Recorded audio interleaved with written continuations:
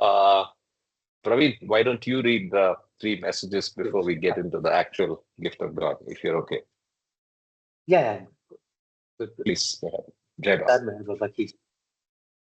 Three of Meher Baba's favorite couplets of Hafiz, a mystical Persian poet. Befitting effort, sorry, befitting a fortunate slave, carry out every command of the master without any question of why and what. About what you hear from the master, never say it is wrong, because, my dear, the fault lies in your own incapacity to understand him. I am slave of the master who has released me from ignorance. Whatever my master does is of highest benefit to all concerned. Hafiz. Avtar Meher Baba ki jai. Hey, by the way, Praveen, you're from Vijayawada, right? No, I'm basically from Visakhapatnam. Vijayawada, a No. place, yeah, far from Visakhapatnam, Palase. Ah, okay. I was in Two Vijayawada hours. yesterday, so Ah, but great, great. but I Actually, had I was in I Vijayawada. Yes, oh, okay. yes, yes, I tell me. hardly had any time though. I just flew in the afternoon, then flew out in the night. So just a few hours. Otherwise, I want to There, go to the center. there was a center, Yeah. very nice center actually, because I was in Vijayawada Yes, when I was I've been there. doing my, I've been there. I've been there. yeah, PhD actually. Yeah. It was nice But my place. favorite center is a choice. It's a toss-up between Meherstana, which is Kovur, and Kakinada. Both of those are very nice. That's not, I remember. Yeah, yeah. I Yeah, did visit in himself. Yes. Hopefully in yeah, yeah, future. yeah. Sure, Jai Baba. Okay, so let's get started. I have to be honest, I did not listen to the last week's recording. I know we read two chapters thanks to Ashish anchoring. I was stuck in a place where there was no internet. We had a very big rain episode last week, the whole of last week in the Western Ghats. So the place I was had no power when we checked in, but had internet. And in 2 days, we lost internet. So it was fun. But well, it was real digital detox as Baba would have liked it. And I'm thankful to Ashish for having run both those sessions last week, as well as, discourses as well as Gift of God. Any thoughts before we start? Okay, so let's get started. This is where he has advised me we stopped last week. This is chapter 22 was the closure last time. So we start with chapter 23. Uh, Let me read for a while and then Ashok ji, please decide based on audience count, keep rotating. Thank you very much. Uh, Atar Meher I Baba think Ki Jai. You want to read first because you might have to drop yes, off? yes, yes, Yeah, please go yes, ahead. for sure. Please go ahead. That's a good idea. Go ahead. Yeah, Arnawaz Baba Kitchen, chapter 23. You should look upon physical and mental suffering as gifts from God. They bring their own lessons of the futility of the passing and of the intrinsic worth of the eternal. Meher Baba. Great line. Always keep it up in mind. Sorry. From the moment she smiled at me in Mehrabad in February of 1938, Mehra held a special place in my heart. That moment was the beginning of a relationship, one that continued to grow deeper with the passing years.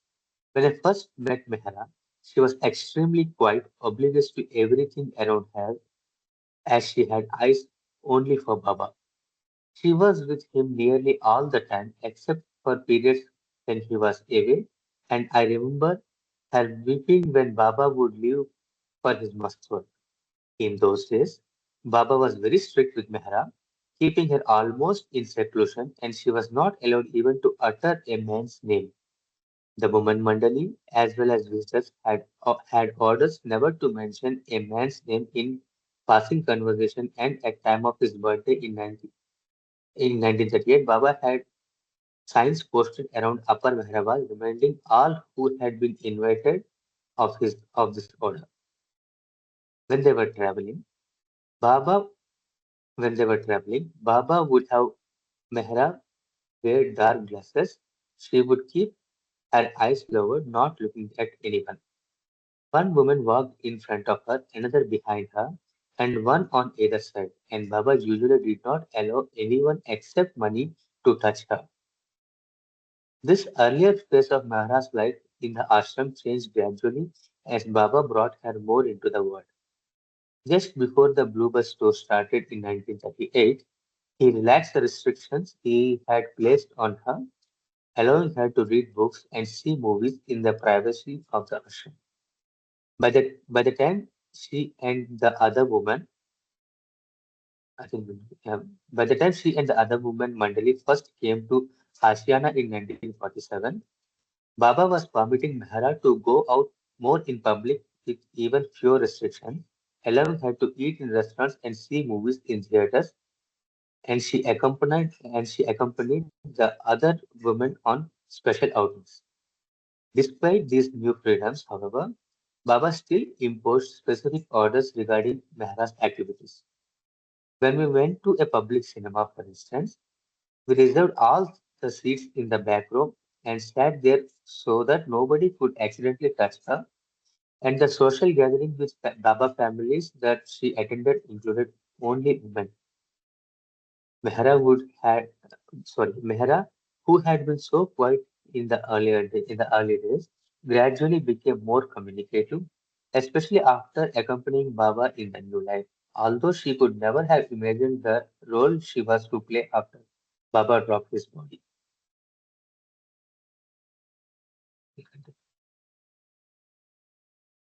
Mehra, sorry. Mehra had done everything for Baba with regard to his personal grooming. She combed his hair, trimmed his nails, and looked after his clothing. When Baba washed his face, one of the other women held the wash basin while Mehra gave Baba the soap and poured water into his hands. Then another would hand Mehra a towel to give to him. I always enjoyed helping Mehra during these moments with Baba. Once Mehra reminded me of something Baba had done on his last visit to Ashiana. Someone had given her a lovely mauve and pink prince, lovely mauve and pink prince saree, and she wrapped it around Baba's shoulders, then stood back to admire him. Oh, Baba, you look so beautiful, she said. Baba suddenly pulled the saree from around him and tossed it to me, saying, "This is for your birthday." From the expression on Mehra's face, I could see that she was very surprised when she, I could see that she was very surprised. When she mentioned this incident years later, she said, "Oh, Arnawaz, Baba loved you so much. Do you remember that pink sari? Even though he knew how much I liked it, Baba gave it to you." She said these words with great love. Whenever I was at Mehrazad, Baba used to allow me to help Mehra tuck in the mosquito net on his bed before he went to sleep. Once One evening, I entered the room to find him sitting on the edge of the bed, talking with Mehra.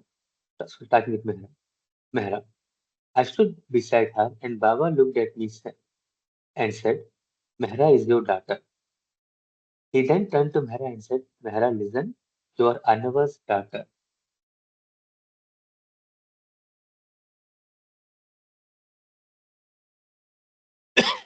Wow, that's very special and touching. Yes, exactly. I was thinking the same thing. Yeah, continue. Spiritually, I think Baba's given many different relations spiritually. Probably it is one of them. Once again, Baba saying that I was Mehra's mother overwhelmed me, and I could not even think about what he meant by these words. After a few minutes, Mehra asked Baba, "What is the meaning of Arnavas?" I was surprised by Mehra's question, as I had never before known that my name had a meaning. Baba lovingly replied, "Gift of God." Wow. Mehra had great affection for Nariman, and she paid particular attention to honoring his memory. Exactly a month after his death, Mehra and Mani arranged a special visit to Baba's Samadhi for the women. After we had taken darshan and spent time in the samadhi, we went down to hill to Nariman's tomb. Dear Mehra placed a rose on his tongue and then read out these words she had written, passing his love for Baba. Jai Baba, beloved Baba, your dearly loved Nariman is living with you and is making you happy with his love for you. Nariman has served you wholeheartedly and loved you with all his heart. Dear Nariman was true to your love for him and his love for you. He will forever love you and make you always happy. Beloved Baba, your lovers who love you dearly as Nariman did will forever live in you, beloved Baba. Nariman's soul is ever in peace and happiness to be near his dearly beloved. He loved beloved Baba. Avatar Meher Baba ki Jai. There should be an exclamation check. Yeah, after Jai. I also found great comfort in the words Mehra wrote to me while I was in Bombay, sorting through our personal effects at Hashiana before returning to Mehrazad. Jai Baba Mehrazad, October 21st, 1974. My dearest Arnawaz, how are you, dear? I hope you are keeping well and are being brave in beloved Baba's love and making him and dear Nariman happy by taking up the threads of life with beloved Baba's help and entering into life's activities as though Nariman were with you. It was by Baba's wish and his blessings that you and Nariman were married and unitedly lived for beloved Baba to love and serve him, the ancient one, the God man, these many years. You are very fortunate.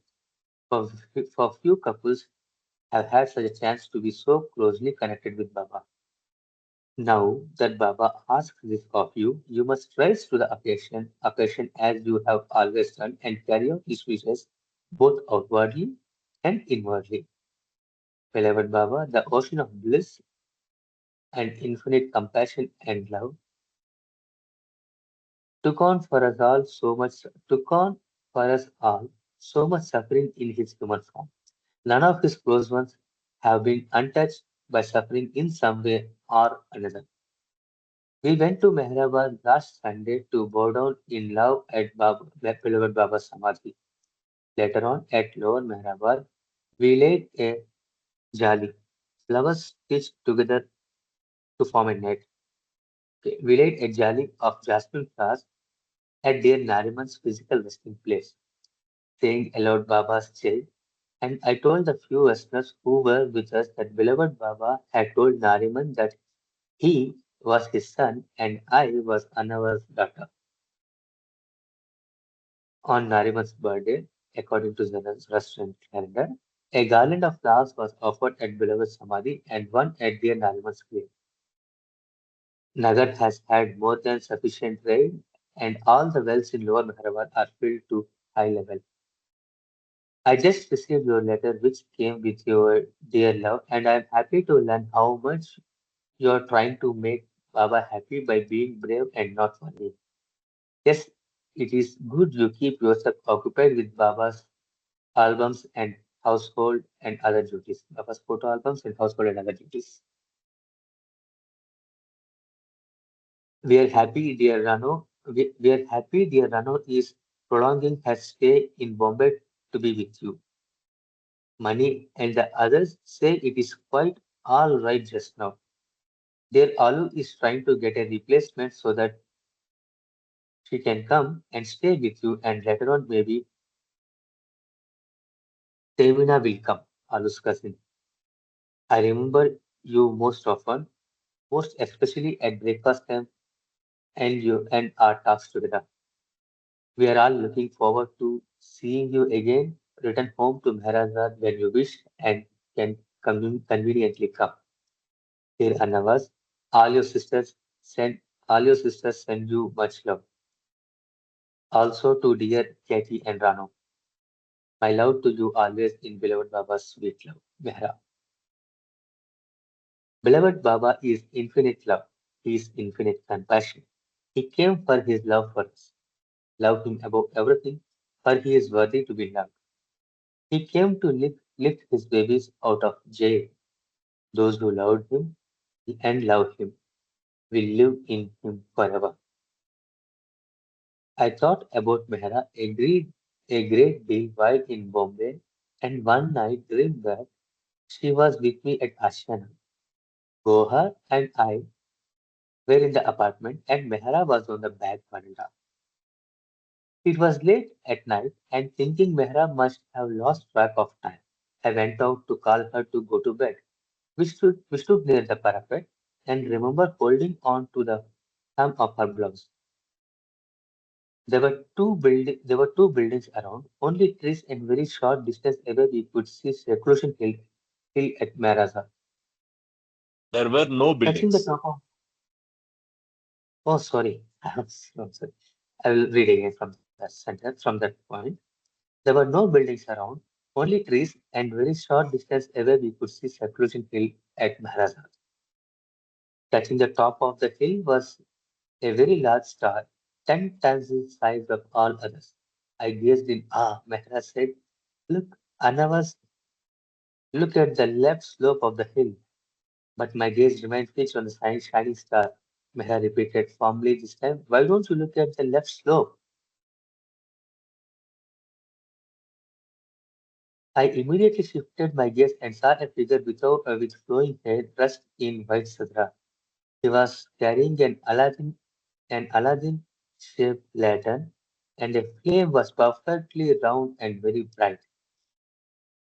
As the figure moved towards the crest, I realized that it was Baba.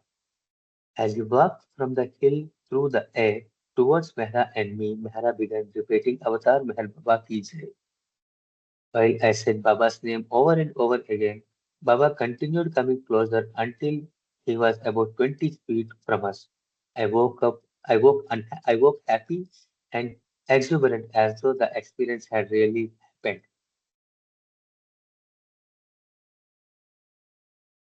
When I returned from Bombay, I was happy and relieved to settle into the daily life of Maharaja. Years earlier, Mani had suggested that since she had to leave for trust office early in the morning and Gohar had her work at the clinic, I should all have, we should all have breakfast together to our own schedules. Since that time, Uh, Praveen, can you just go back? Is that a dream she had, or I mean, as I realized, it was the dream that she was explained in the earlier paragraph. yes. If you had not followed, we can again run it through, no issues. No, I was there, but I'm just wondering. It was like a experience. Yeah, yeah. So Yeah, I it was thought an about experience dream. like she was she Yeah, was Yeah, yeah, yeah. it is. like she was feeling bad at home. Sorry, Kartik, sorry, repeat. Sorry. Tell me. No, no, no, no. I just was showing the reference to the dream. Correct. So it was a dream. Yeah. It's a very clear dream, and she describes the dream. Yeah. And let's see the photo before we continue. So Sure, sure. there's all the women, Mehra, and yeah, you can read out. Yeah. Mehru, Mehru, Mani, Mehra, Rano. Rano is partially hidden. Anawaz, Gohar, and Naja at Mehrabad. Just Yeah, yeah, yeah, yeah. yeah. Anawaz, okay. So this is Arnavaz, this is Gohar, and this Yes. is Naja. This obviously is Mani and Mehra. Mani Mehra, and Mehru. and this is Meheru. Mehru. The leftmost one is Meheru. Okay. Many of them, Okay. all of them have their samadhi in Mehrawal. Upper, yes, next to Baba's tomb. Crypt. Oh, yeah. Yes, yes, yes, yes. Okay, so we can also, I think, rotate the reading. So anybody wants to read now? From since that time. Yeah, I will continue. Okay, please. Since that time. and then Sure, we go sure, to the Baba. next page. Jai Baba, thank you so much, Praveen, and good to see you, Meher Kiran and Shekhar from Dubai. Jai Baba, Jai Baba. and of course Mahu. Yeah, Hey, Baba. Just give me a moment, please. Baba. yeah. Since that Avatar Meher Baba ki Jai, since that time I had made it a point always to wait for Mehra, who generally ate last. I kept tea ready for her, and her breakfast became a time for intimate conversation. In the evenings, she and I would often sit together and talk or walk in the garden, which flourished under her touch. Sorry. Mehra, who loved nature, would point out the magnificence of the sky at sunset or a particularly beautiful bird. Sometimes we spoke of the past, of the precious time we had spent with beloved Baba. She told me that during the day she was so too busy to reflect on her life with Baba, but at night she remembered him, reminiscing about what they had done and where they had gone. That was the only time she had to give wholly to him. As the years passed and she stayed up later and later each night to spend time alone with her beloved.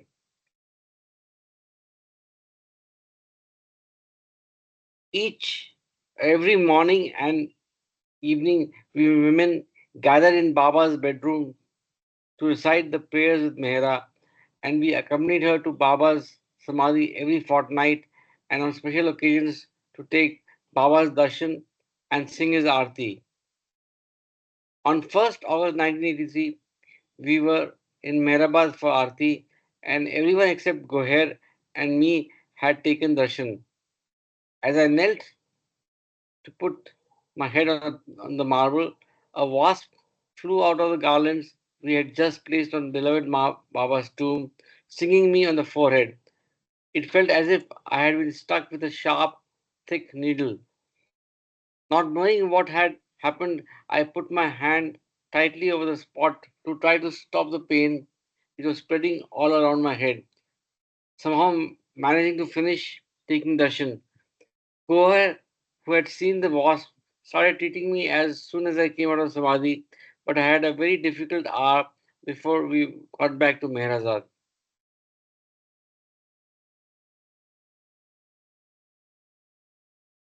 A few days later, I had a dream in which Nariman was driving a big blue car. The seat to his left was empty. I was standing outside and knew the vacant seat was for me. Although I felt somehow that I was in the car in the back seat, I also remained standing outside watching Nariman drive. Just before I woke up, she said he wanted to take me to a new house. It wasn't long before the meaning of this dream became clear. 1 week after being stung by the wasp, I had a heart attack during the night. Goher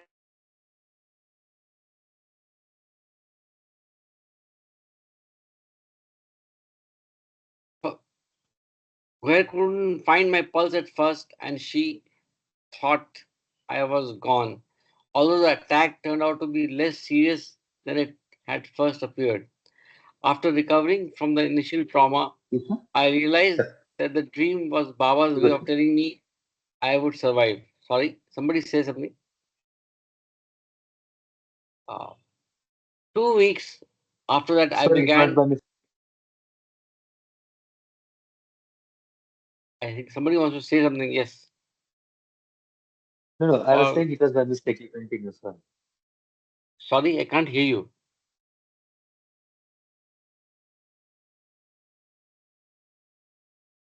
Can you I repeat was what you saying said? you can. No, no, I was saying Continue, please continue, continue. Praveen. It was by Yeah, yeah. mistake. Yeah. I was saying, sir. Okay. After recovering from the initial trauma, I realized that the dream was Baba's way of telling me I would survive. 2 weeks after that, I began to have recurring attacks of angina. The injection I was given for pain made my whole body feel very relaxed, and after each one, I had a sensation that Baba was pouring himself into me.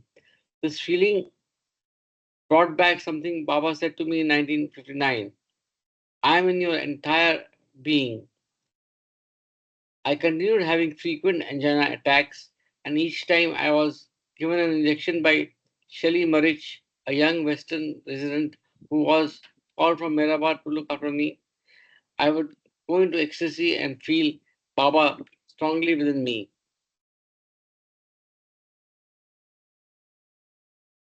Soon after my heart attack, Mera and the rest of the women went again to Mehrabad for Baba's darshan.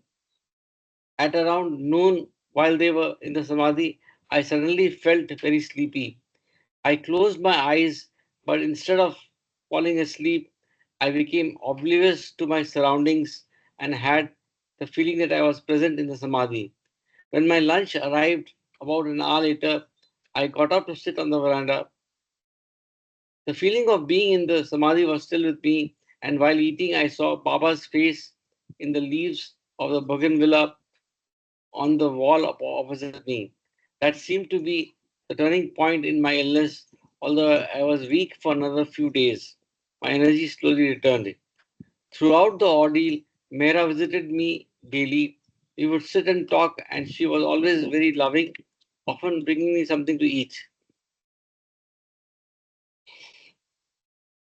Along with angina, I had frequent attacks of flu, colds, or digestive problems, so it took a long time for me to regain my strength. Yet the whole experience was something beautiful.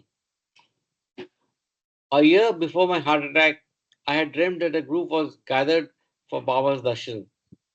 Baba was sitting on the ground with his legs stretched out. As I approached and bowed down, beloved Baba put the sole of his foot on my heart, saying, I want to change your heart. I touched his foot, held it in my hands, kissed it, and pressed it to my eyes. It was during this time that I had begun to feel as if there was no time for Baba in my day. After the death of Naja, who had been in charge of the kitchen at Mehrazad, I had taken over her responsibilities. I was also working for hours every day with Baba's nephew Dara, who was recording the story of my life with Baba, and I was exhausted. 2 months before my heart attack, I had said to him in desperation, Baba, I have no time for you. During my illness, Baba gave me a beautiful time alone with him. I was surprisingly relaxed and happy throughout, never experiencing a day of boredom.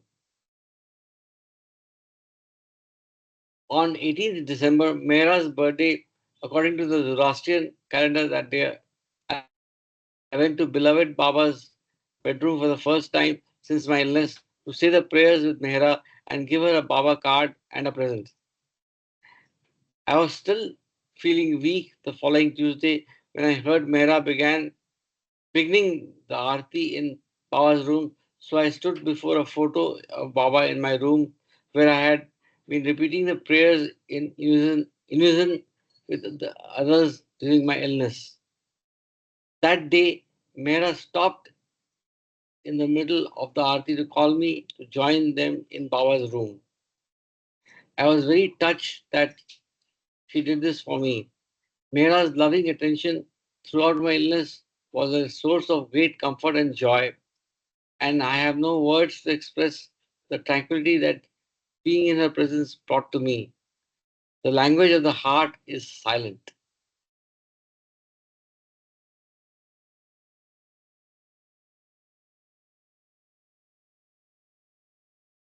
Chapter 24.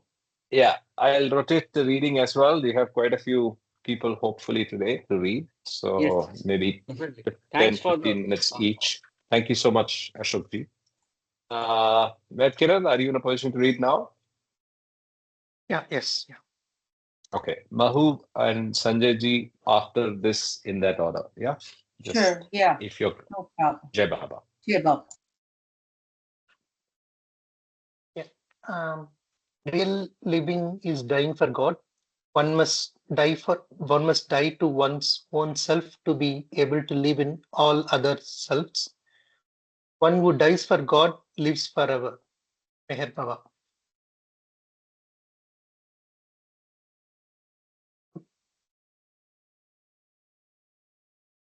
Yeah, I think once again I can't see. Okay, can you bring it down? Okay, once again, sorry. He dropped his, sorry, one second, I need to change my view. I'm not able to see the complete this one.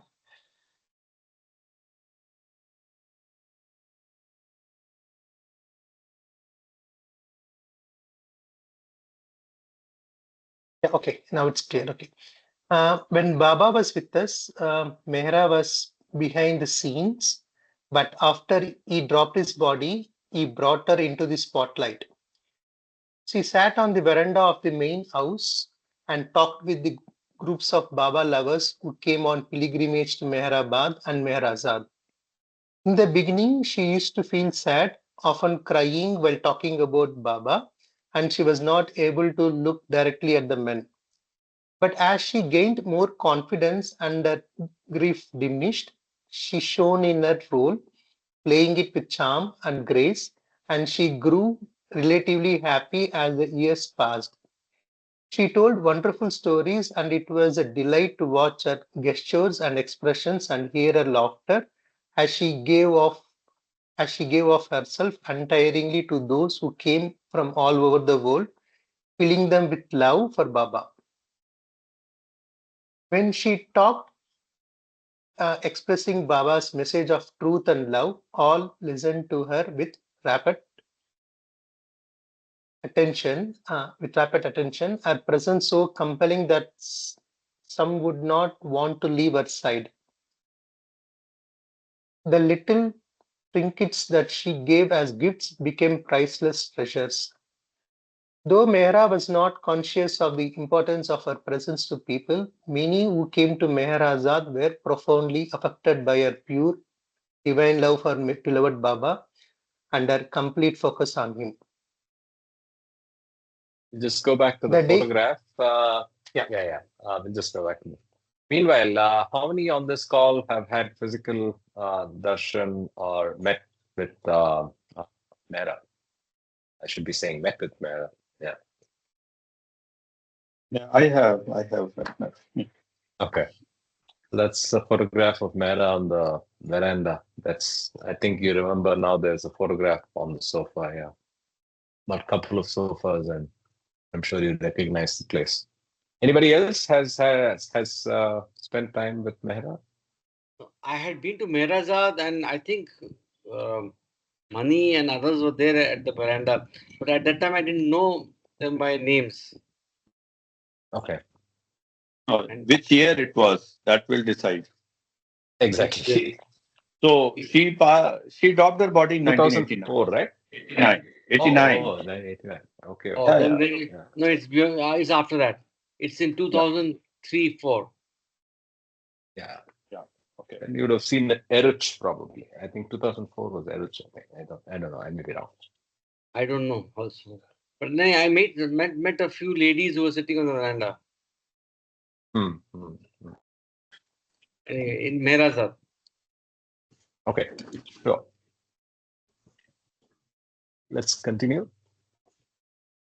yeah. The day before Mehra, Mani, Gohar, and Mehru were leaving to go to Pune for their summer vacation in April of 1989, I was experiencing another bout of angina, and Mehra came to sit with me on the small veranda. Something very strong and beautiful flowed from her to me that day. I will never forget it. Although the pilgrim season had just ended and Mehra was obviously tired, she was very relaxed. Despite repeated calls from the others to come arrange the flowers in Baba's room before Aarti, she remained with me for a full hour.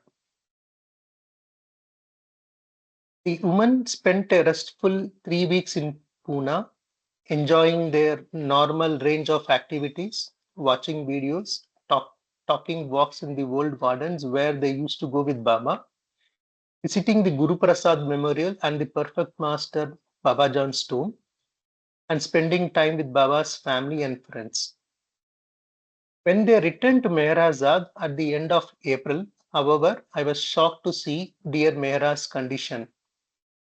She had begun She had begun experiencing problems with her speech and coordination, and she found it increasingly difficult to remember the names of familiar people and objects. We had our usual morning and tea and talk together, but she sometimes spilled the sugar while putting it in her tea or used the wrong word for something.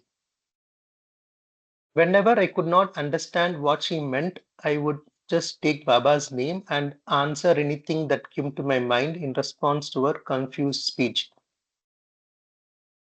It was difficult to believe that just 2 months earlier, she had been able to perform a Navjot for Sarosh and Mehruk's two daughters Gulrukh and Meher. Someone was with Mehra at all times, day and night, and a few residents tried to help her overcome her aphasia. Her struggle to remember the names of simple, ordinary objects was heartbreaking. When Mehra used to tell Baba that she was getting forgetful, he would answer that it didn't matter what she forgot as long as she remembered him. And even with all her difficulties during this time, Mehra would still say the prayers and sing the arati without missing a word. Lovely. I'm just reminded of two things. One, the accident in Oklahoma, which I think the medical opinion of the performing physician was that it was a very, very bad injury. And if you recollect, it was a head injury for Mehra. And probably that had some lingering impact. Second, I'm reminded of Sunil's father, who again had bouts of short-term memory loss, but he never forgot Baba. And he used to, the only thing that was consistent in his last few years was his prayers and his memories of Baba. And he used to, at home also, get up and make sure that he put the Baba badge on. So I think these are all small lessons for us and reminders on how to be, if we want to live the Baba life. Kartik, I must remind us all that toward the end of her life, Mera had a brain tumor. Okay. A brain tumor so as Mani. And Okay. as Mehru, that is her niece, were explaining to me that doctor actually suggested that the doctor suggested to perform surgery on her, and for that they had to shave her head and perform the surgery to take the tumor out. And Mera didn't accept, so as other women Mandeli, she said, no, I'm not going to have a surgery, I'm not shaving my head, and so forth. But Mani did. Mani had a surgery, they shaved her head, and toward the end she was wearing her scarf, and her photos are there. What is important for us to know is that even the more that you get closer to Baba, okay, it's not that it's a roses garden at the end. The more even you get closer to Baba, you're so much drowned in his love that you do anything for him. And most of this Mandali had a very severe health condition, so as women and so forth. And through that, I was told that the Baba was sharing the pain of the world with them because they were the close ones. So once you're close to the avatar, he shares things with you that he doesn't share it with ordinary people or ordinary lovers, and they're the one that take it through suffering. They consider that as a blessing from Baba, and they never complain. So that's something to remember. Yeah, Jai Baba.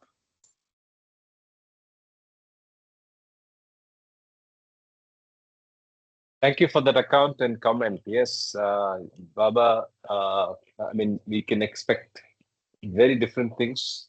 And I think I would say expect the unexpected. You will be ready to face what your sanskaras dictate, abundantly surrounded by Baba's love. And and then he will give you, uh, he will define the way forward. That's my personal opinion. Yeah, you continue, Kiran. Yeah. Um, every evening, I went to the main bungalow to say Jai Baba to Mehra. Once I arrived just as she was being taken to a room in a wheelchair. Her back was to me, and I decided that I would give her time to get settled for the night and return later. But she suddenly turned her head and said clearly, Jai Baba. Mehra's condition deteriorated so rapidly that Gohar called Dr. Arvind Chopra from Pune to come examine her.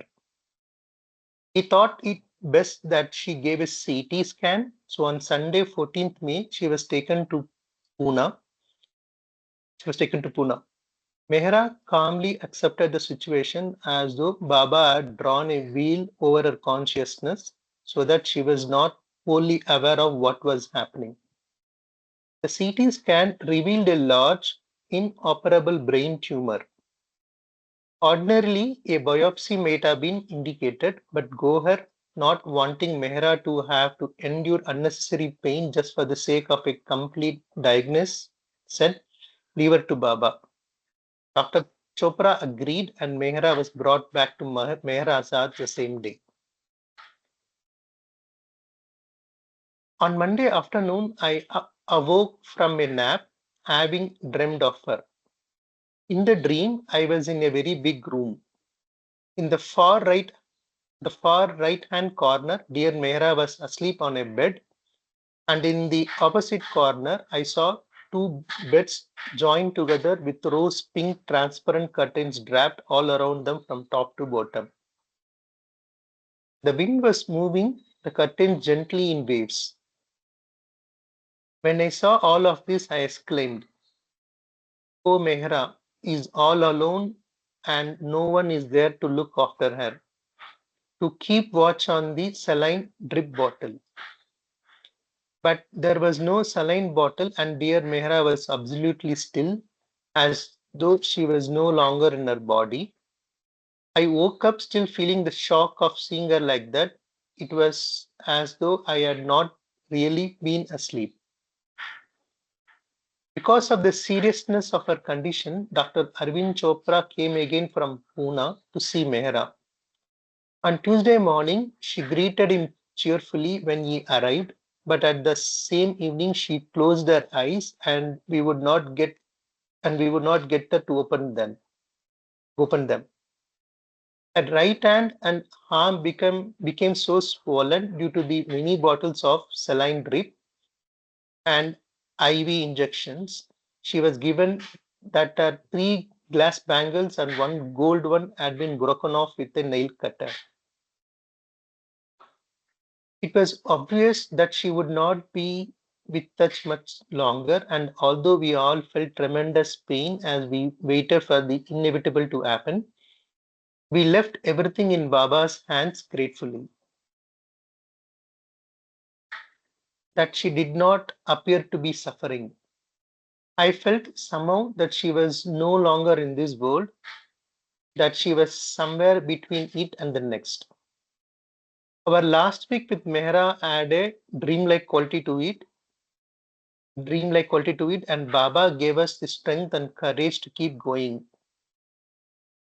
Despite the efforts of Mani and the others to get Mehra to open her eyes, speaking to her of Baba and holding pictures of him in front of her. She did not respond, and the end came very quickly. On Saturday morning, we were sitting with Mehra singing Baba's name. Mani was on her left, near her head. Gohar was on her right, and I sat near her feet and held them. After half an hour, her pulse began beating rapidly and her blood pressure fell, clear signs that she was leaving us.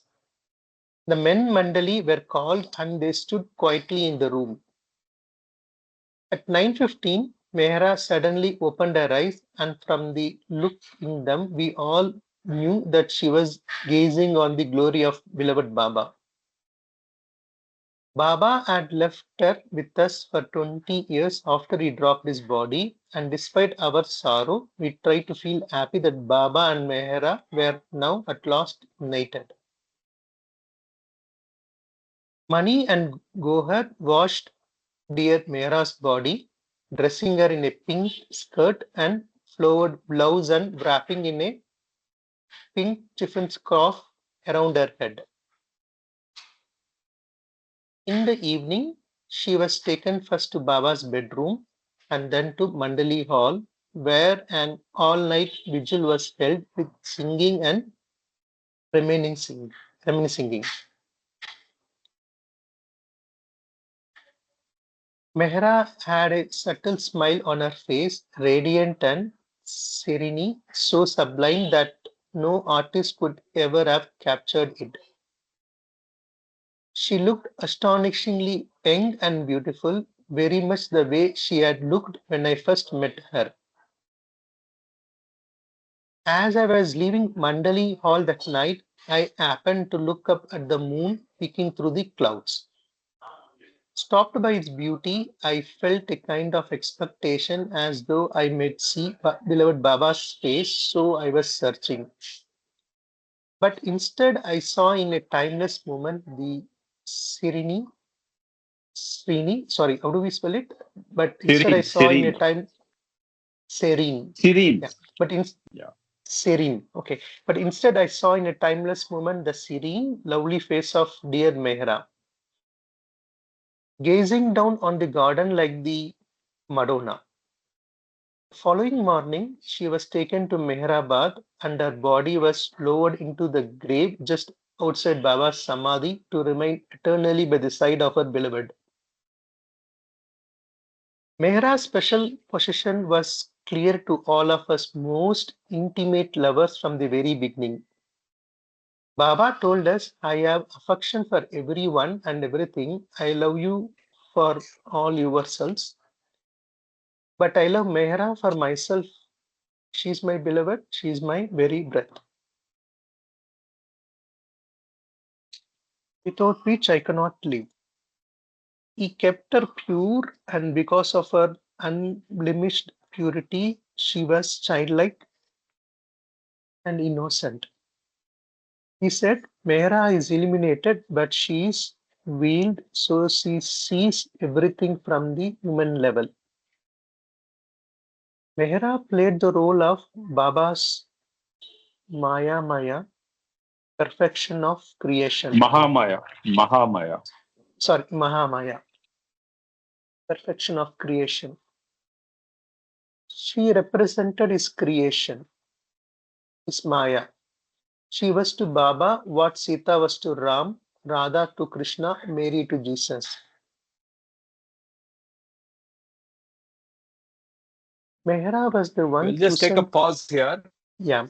We'll just take a pause here. I have a question. So how does one see this in the context of the 4-part series in discourses on Maya? So how does one see this last paragraph in the context of that? And by the way, I did not realize, Sunil, you were there. I don't know whether you were there when I talked about your father, but I'm glad you joined. We were talking about his memories of Baba. Kama, any comments on this Maya comparison? Maya is the reflection. Yeah. Maya is the reflection. Maya hi to tumri shaya. So Maya God and non-God. So non-God is Maya, but non-God is part of God. So, or we call it infinite and finite, whatever we call it. So the finite is created out of infinite, and that is Maya. So she is the very reflection of him, and the whole creation is the finite part of the infinite. That's how I would read it. I think I read something of this nature recently, so that's how I'm able to say. Yeah, Jai Baba. Now, in fact, this particular para that we are reading was one of the first references to that I read about Mehra being the Maya aspect for Baba or the creation aspect, and I found it to be very, very uh, beautiful, very complete in the sense that you get a better understanding of that of the relationship and what the role played by even Radha, Mary, and so on. We get a better understanding of that. So, yeah, I think Right. I just wanted to maybe karma is not the Persian thought looks like. So Let's continue. Right? another word that is used is the Leela.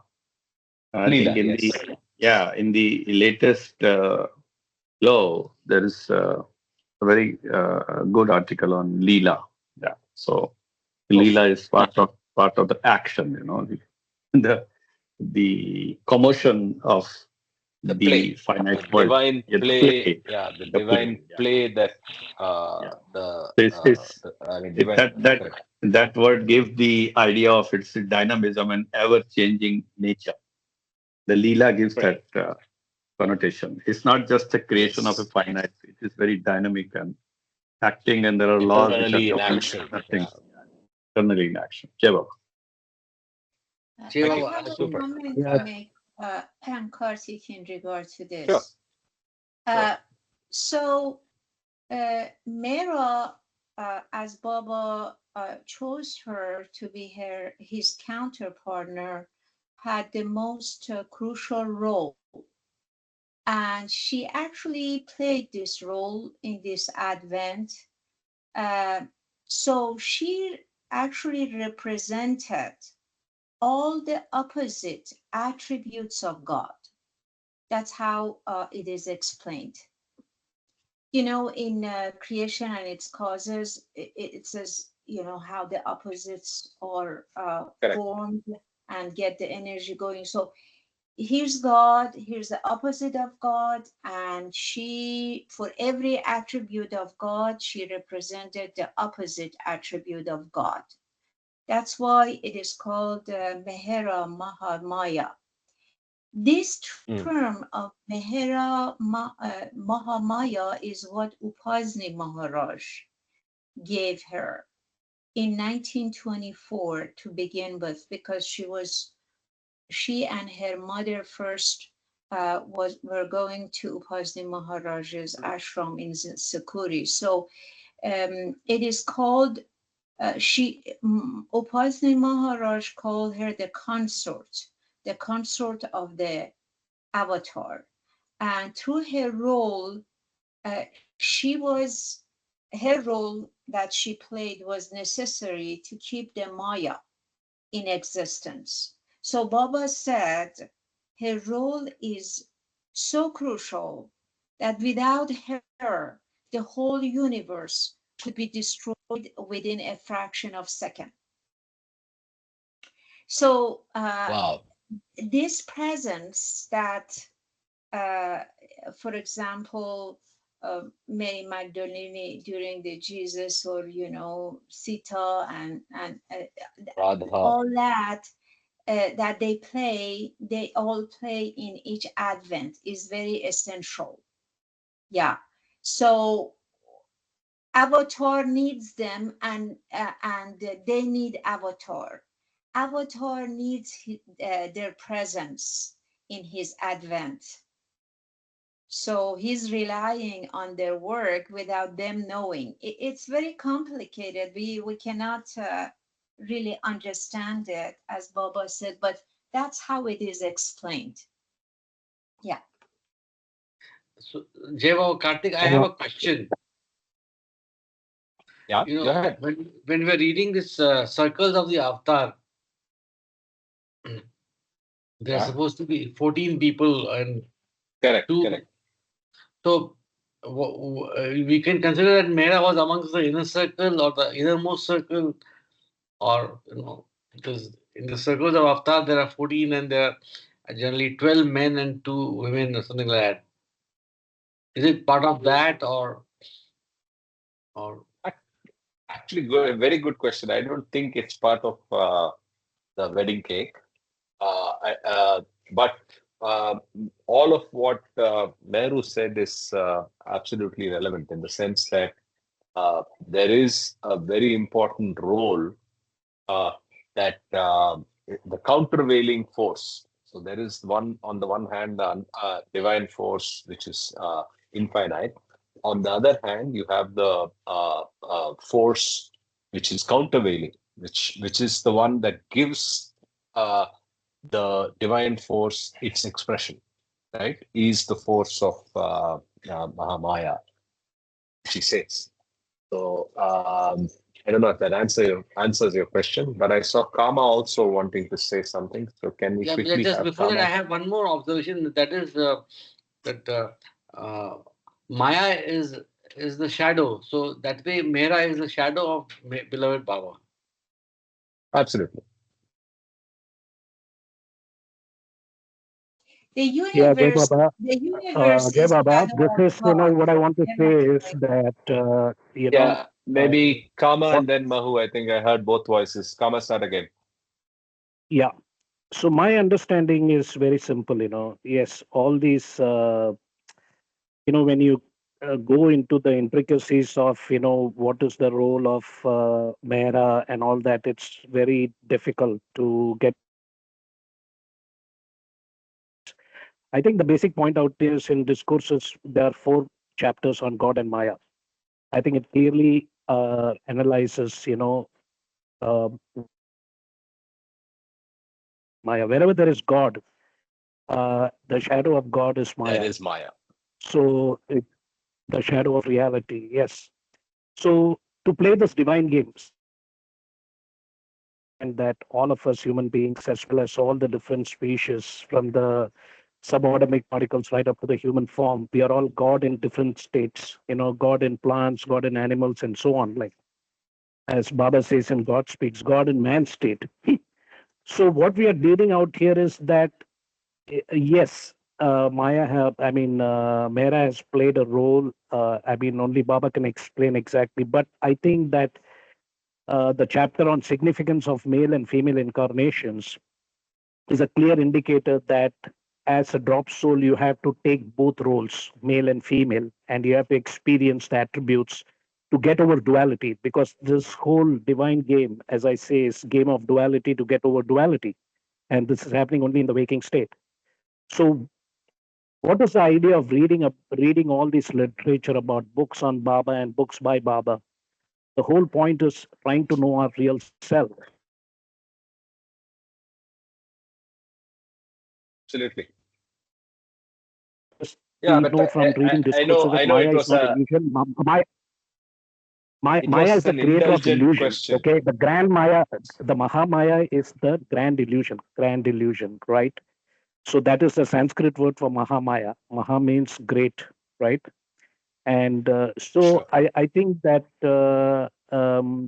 rather than going into all these analyzing this, I think the important moot point out here is what is in it for us. Like we are trying to work on our ego, and we have to work on our sanskaras, and sanskaras are a form of illusion, creator of illusion, which is Maya basically.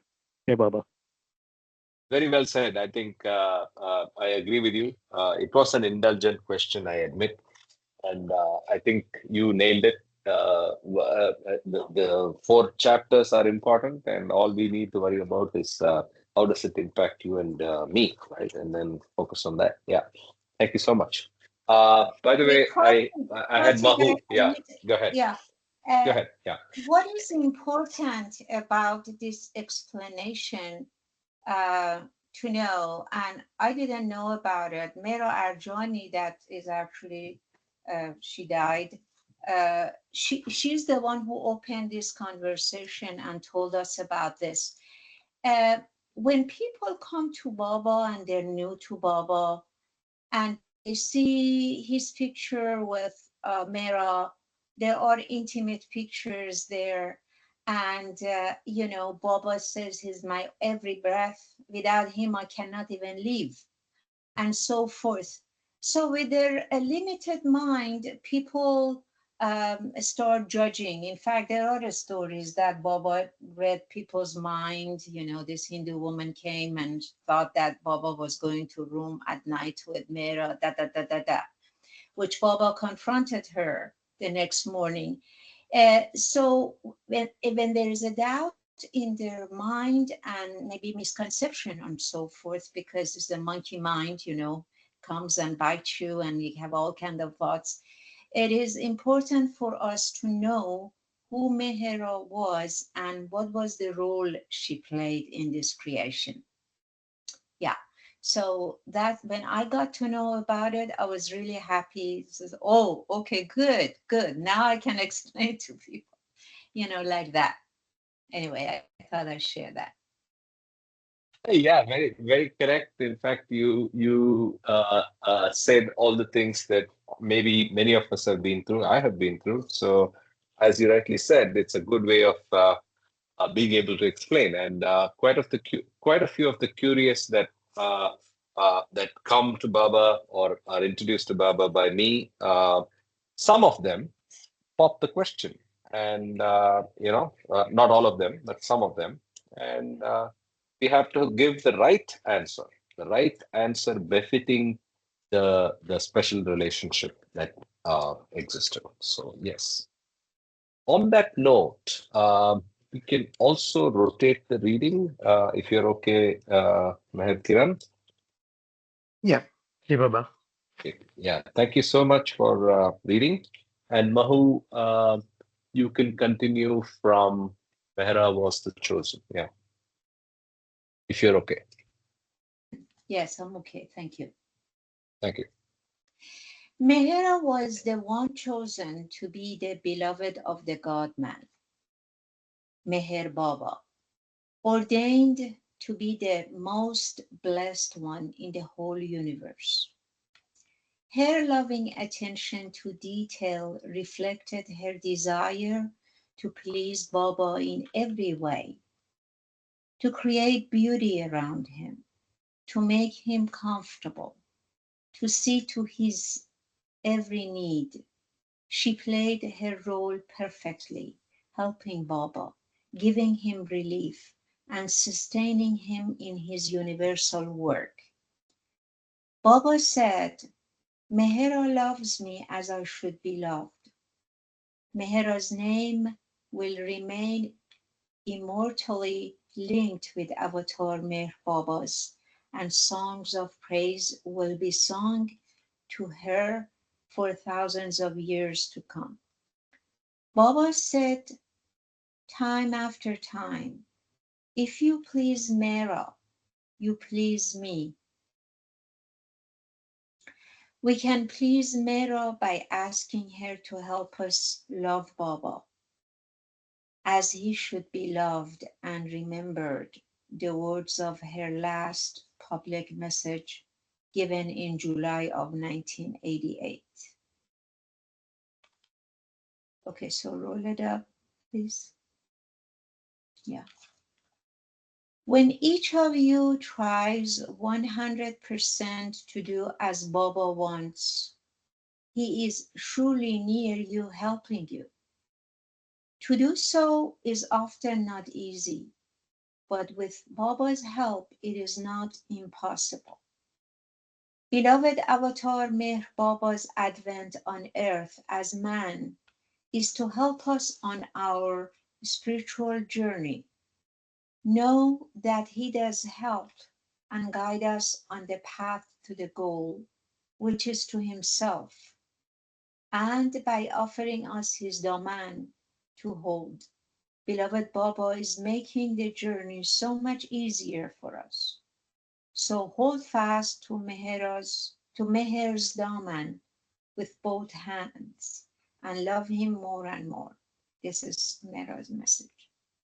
After Baba's beloved Mera passed away, I felt a chasm within me which could not be filled, an ache nothing could relieve. Baba had given me great joy in allowing me to live with his darling Mera, and without her, life simply lost its charm. I was surprised at the intensity of my feelings as I had come through the deaths of most of the rest of my family with varying degrees of detachment. My father had died in 1967 of a heart attack, but he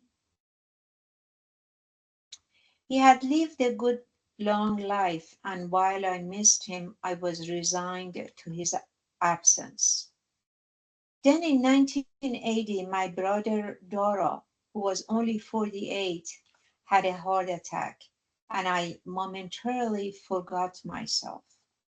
As I sat as I sat holding his hand at the hospital, I was shocked to notice how short his lifeline was. I said, Baba, I haven't asked you for anything, not even to save Nariman, but please let Dora live. He had little money and his wife, Franny, and 2 children to support. Their son, Nozer, was in college, but their daughter, Mera, was only 12 years old. The moment the words were out of my mouth, however, I knew I had failed Baba. Knowing that for what we ask for may bring greater suffering later on, I said, Baba, forgive me. Let your wish and will be done. Dora had another heart attack and died the following night. And even in her grief, Franny felt Baba's love and compassion. Ever since Dora's death, she has been totally his. 6 years later, my brother Huma, who had been burdened with numerous and chronic health problems since childhood, had to undergo bypass surgery. Just a week after coming home from the hospital, he had gone into a coma and spent 45 days in intensive care before he died. And 2 months after Mera's death, my sister Nargis, who had been too ill to come for Mera's entombment, came for Baba's darshan and died in Mehrabad, leaving only Radha and me. It's interesting she didn't talk about Nariman's. All these deaths I was able to accept, but my sorrow over losing Mera was so intense that all I could do was retreat, keeping to myself, silent and withdrawn. I felt as though the tide of love in my heart had ebbed with no chance of it overflowing in again. When Nariman and I were in Merazad in 1967, Baba had told me that from then on I was to think only of him, Nariman and Mera. Now they were all gone, and at first I wept, feeling I had lost everything. With the loss of Mera, Baba took me to the limits of my human endurance. But the beauty in this experience was that he wove a cocoon around me in which only he and I lived. Through all my pain and silent suffering, his love and compassion sustained me as he brought me to understanding that he wanted me to be completely detached from everything and everyone. Baba made me realize that he is our only real friend.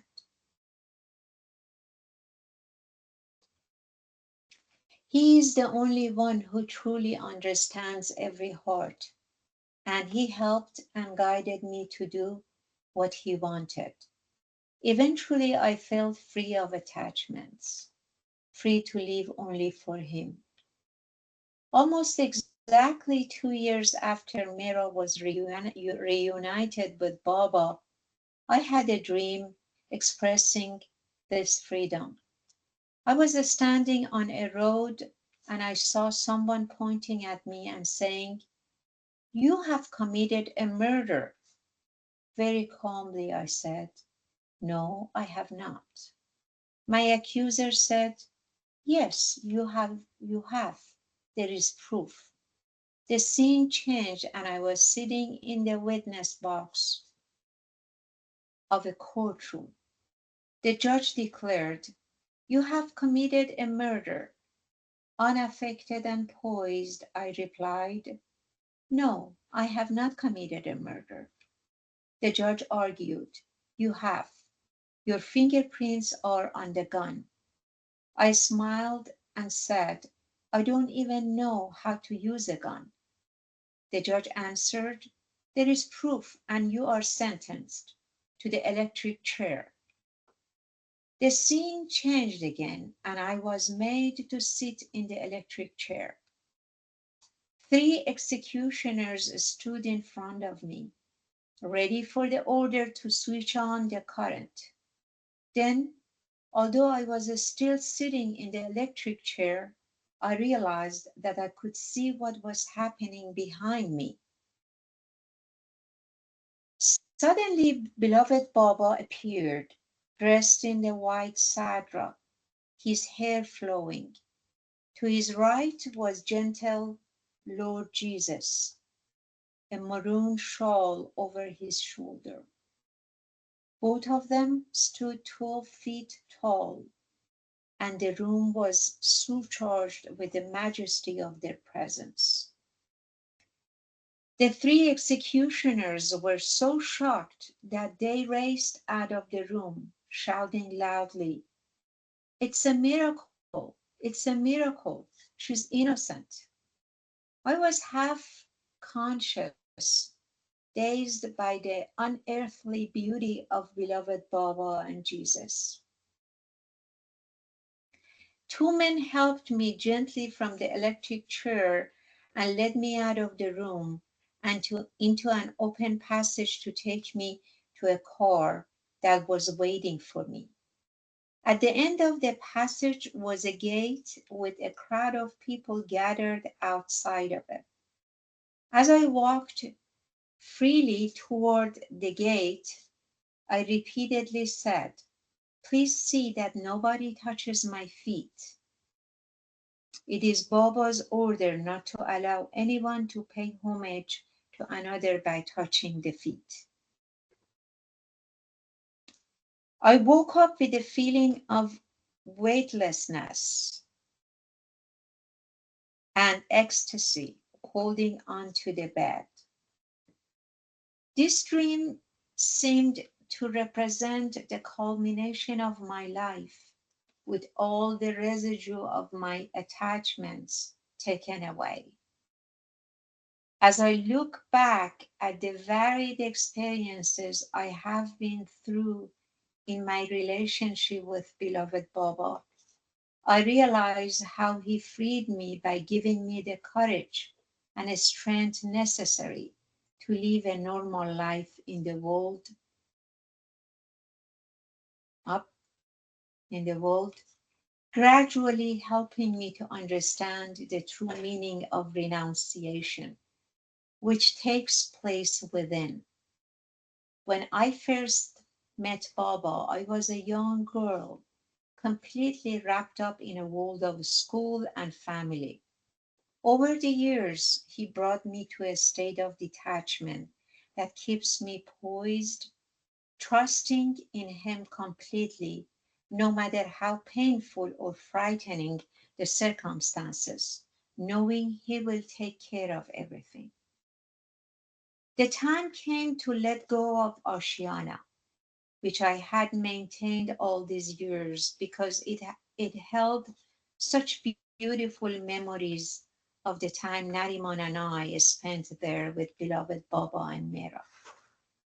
After settling the lease, I gave away the entire contents of the apartment, along with most of my personal possessions, to our family, who would cherish them because of their association with Baba.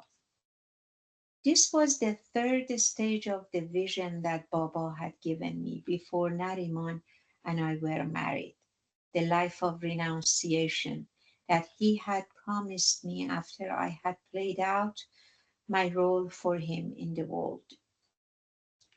I felt free.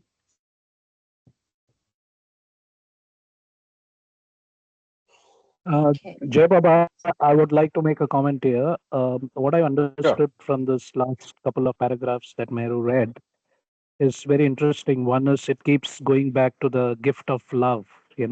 More than love is obedience, more than obedience is surrender, and so on. And also the essay Lover and the Beloved. What jumps out here is Arnawaz's life as a woman and as a householder. She was, she went through college and she got married, and then she had the privilege of being with the Avatar and Avatar's consort Mehra. And also at each stage of her life, she was able to, you know, surrender or be obedient to the dictates of the master. Like when Nariman passed away, then she moved to Mehrabad, to be with Mehra. And also here, when she loses her brother, her sister, and she was an example where she pleads to Baba about this person called Dara. And again, it's a reminder for us that you're not supposed to ask Baba anything, but just surrender to his will and wish, because now you are holding on to his daman. So obedience and surrender are very key aspects along with love, because of course without love you can't go into obedience and surrender. So that what came to me here. And also how householder, whether a man or a woman in this particular time, can live their life even though they might not have a perfect master in physical form that you can directly deal with as these people had. But we do know that Meher Baba is around us all the time till 2069 in the Nirguna Nirakara aspect. So we all have to be, we are all very blessed and grateful for Baba for helping us and also be part of this reading. Jai Baba. Absolutely. Jai Baba, indeed. So again, maybe we can rotate for the last time the reading for the last 10 minutes. Sanjay, thank you, Mahu, if that's okay with you, and move to Sanjay ji, Yeah. Sure, of if you're course. okay. Yeah, Of thank you course. so much. Yeah, Jai Baba. Jai Baba. Chapter 25. I am the highest of the high and want you to love me, not for any spiritual or material gain, nor for impending breaks of my silence or by manifestation, but I want you to love me for myself as being God in human form. Meher Baba. It's beautiful.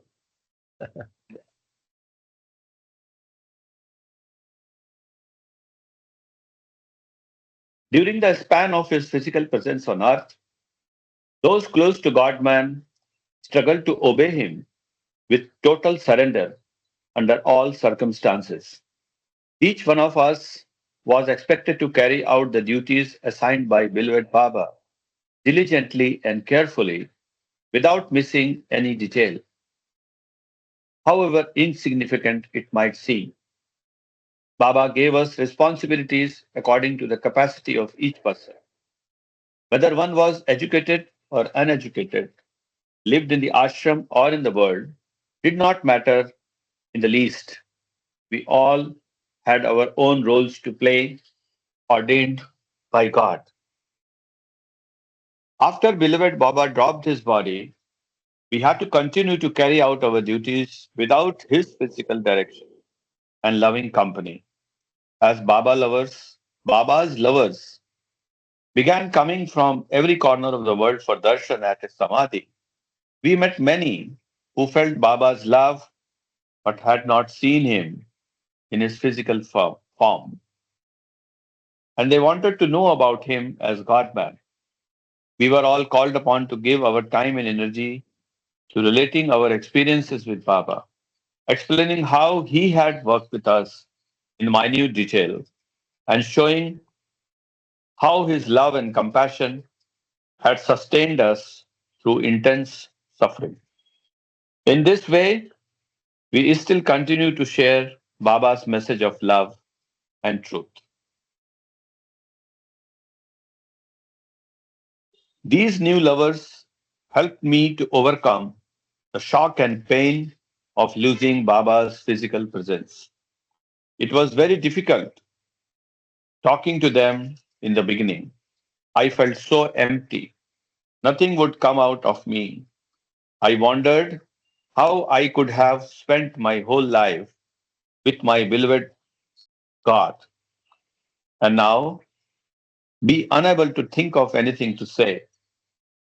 But Baba gently pushed me more and more into my role until talking about him became for me a constant meditation. Baba had given so much to us over the years. It was as if he were telling us that now it was our turn to give to others for him. For 25 years now, Baba has sent young people to all of us with their questions about marriage, sex, work, family relationships, and living in the world while trying to obey Baba and please him. In responding to them, I have reflected on my life with Baba and tried to do what he asked of me at Guru Prasad when he said, look after others, be a mother to everyone, and keep giving to others.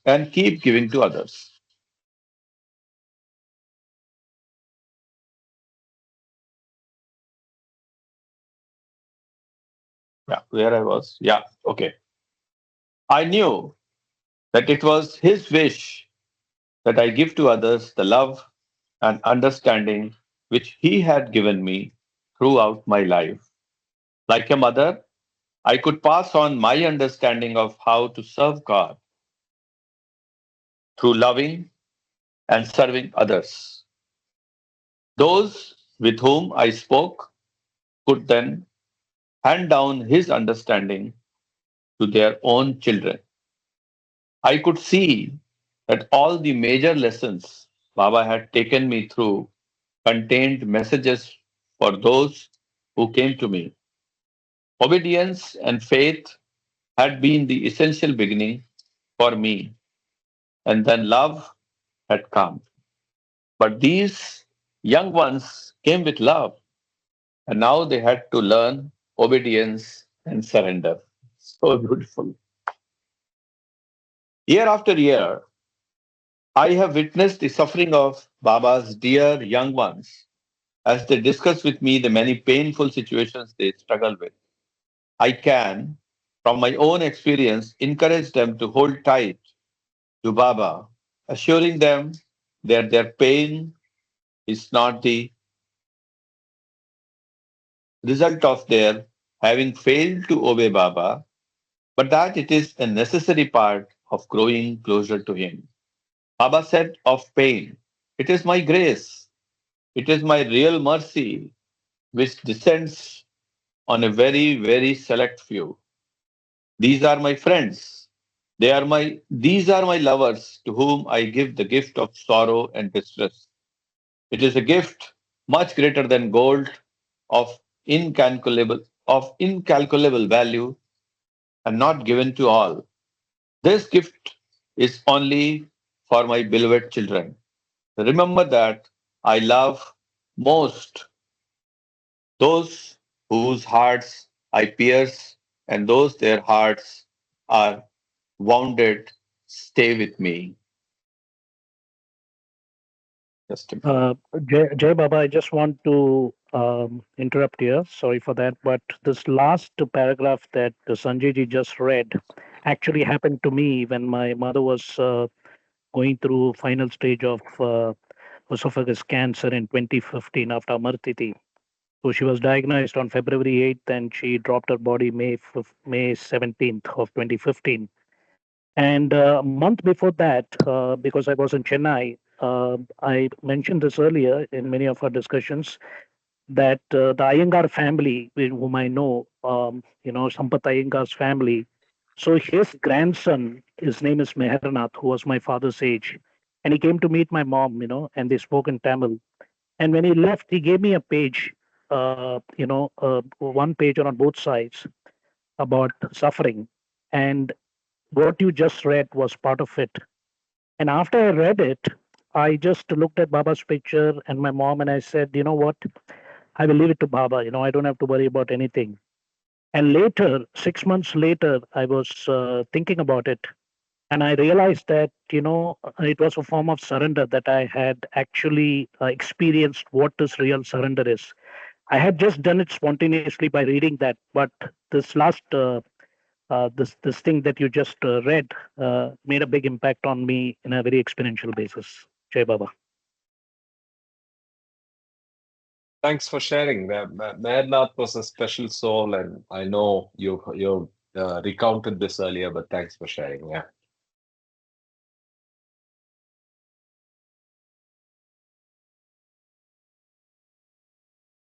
Yeah. To explain the necessity of the suffering that one goes through on the path to God, Baba once told us the story of the sugar cane. It's a long, difficult, and messy process to make pure, sweet sugar from the raw cane. First, it is cut from the stack and then squeezed through a press. The juice that is extracted to put into a huge cauldron and boiled for a long time. While it is boiling, a thick, dark scum rises on the top of the cauldron, and an awful smell comes from the boiling juice. But after the whole process is finished, the end result is sweet, clear, golden liquid. Sometimes people come to me saying that they love Baba, yet all they are feeling is pain, frustration, and confusion, and they don't know what to do. I tell them to ask Baba to give them the strength to go through whatever they need and to help them resign to His will and trust in Him completely. Until we learn to surrender to Baba, it is very difficult to cope with the despair that comes from not being able to accept His will over our own. And the result may be anger towards Baba. But our anger does not affect him. It only hurts him. When I see someone who is upset with Baba, I tell them, that person to repeat over and over, Baba, I am angry with you and I am Sanjay ji, sorry. it hurts us. I'll just repeat. When you please read again until we learn. Until we learn to surrender Yeah. to Baba, it is very difficult to cope with the despair that comes from not being able to accept His will over our own. And the result may be anger towards Baba. But our anger does not affect him, it only hurts us. Yeah. When I someone when I see someone who is upset with Baba, I tell that person to repeat over and over, Baba, I am angry with you and I am sorry.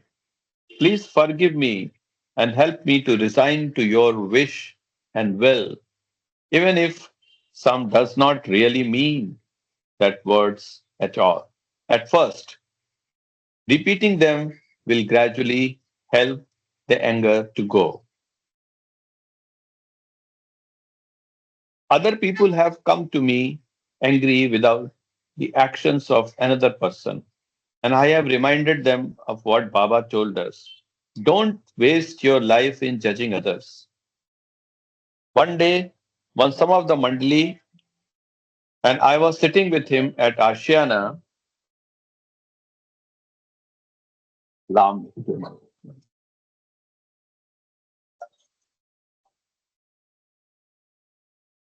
Baba suddenly asked, what is good and what is bad? He continued, there was a thief who used to steal, and therefore he was pointed out as being bad.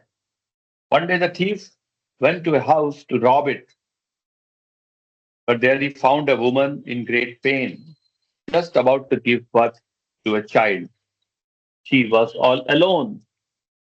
So instead of robbing her house, the thief helped her to deliver the baby and made her comfortable.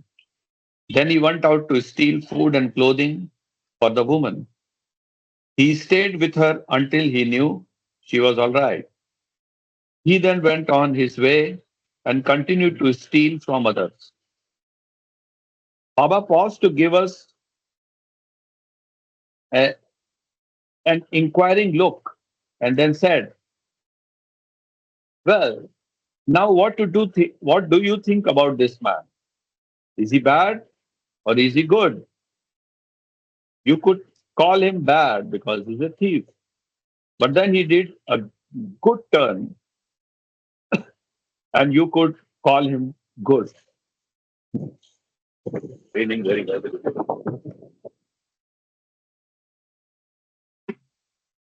So there is nothing called good or bad. But there are things I don't like: lust, greed, and anger. And anger is the worst. Ah.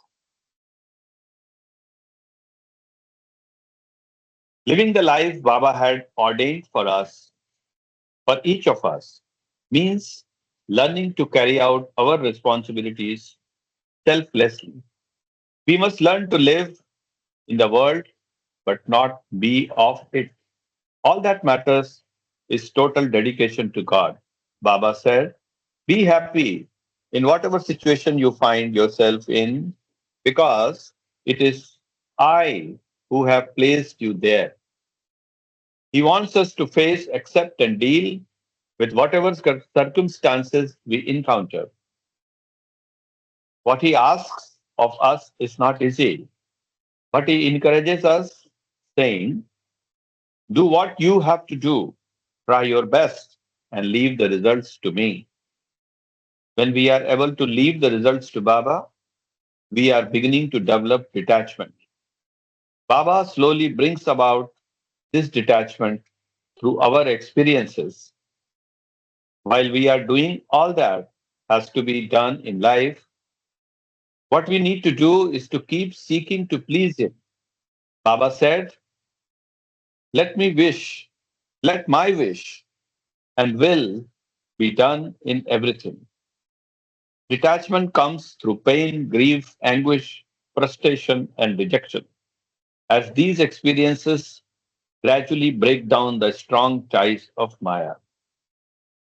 And it is with detachment that we discover real love. Beloved Baba sustains us through the difficulties of our journey, bringing us ultimately to the realization that nothing is real but love for God. For the occasion of his 75th birthday, less than a month after he dropped his body, Baba left the following message for his lovers. To love me for what I may give you is not loving me at all. To sacrifice anything in my cause to gain something for yourself is like a blind man sacrificing his life, his eyes for sight. I am the divine beloved, worthy of being loved because I am love. He who loves me because of this will be blessed with unlimited sight and will see me as I am. Avatar Meher Baba Ki Jai.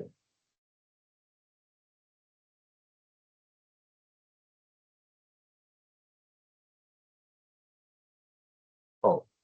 I am never born. I never die. At every moment, I take birth and undergo death. Although I am present everywhere eternally in my formless, infinite state, from time to time, I take form, and the taking of the form, the leaving it, is termed my physical birth and death. In this sense, I am born and I die when my universal work is finished. When I drop my body, I will remain in all who love me. I can never die. Love me, obey me, and you will find me. Avatar Meher Baba Ki Jai.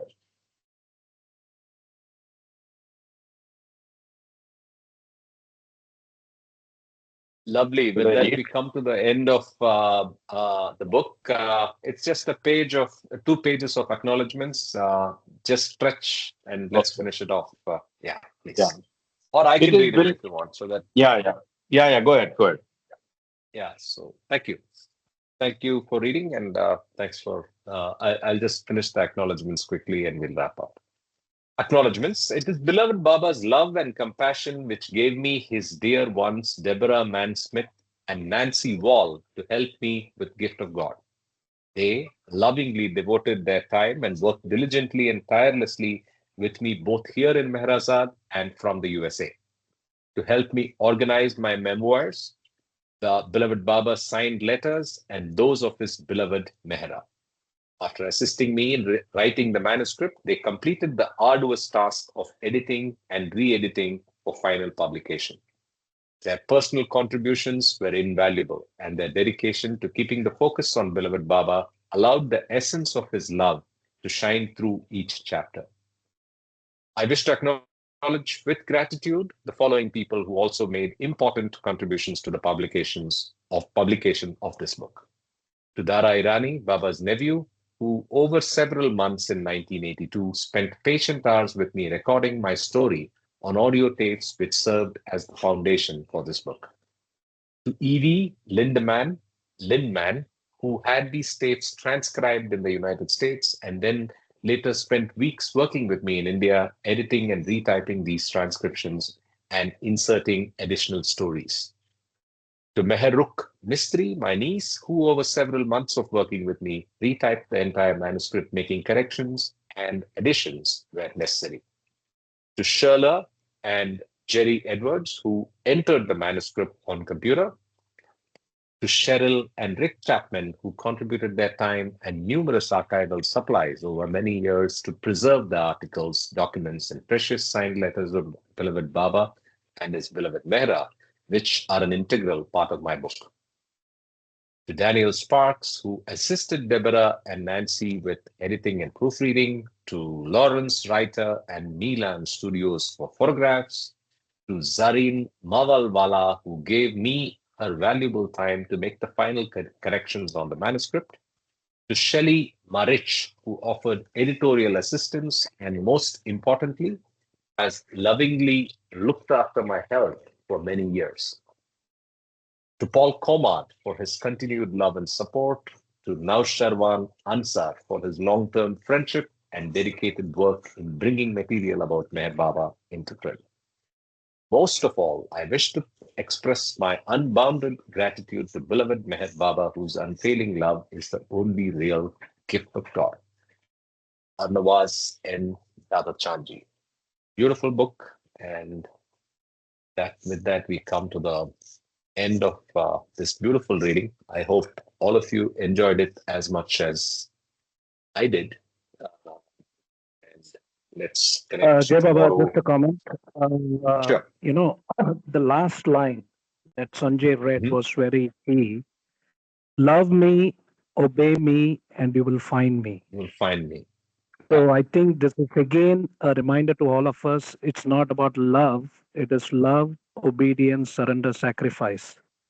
So love has to be supplemented with all the other aspects. Are we obedient to his messages? my wish, all those 7 realities and all that stuff? And are we Yeah, able to surrender to his wish and will rather than complaining about all the so-called pain and pleasure that we go through in life, Jai Baba. very true. Okay, thank you so much. And let's connect back tomorrow. It was a great sharing and reading session that we had today. Thank you so much. Avtar Meher Baba Ki Jai. Thanks, Karthik.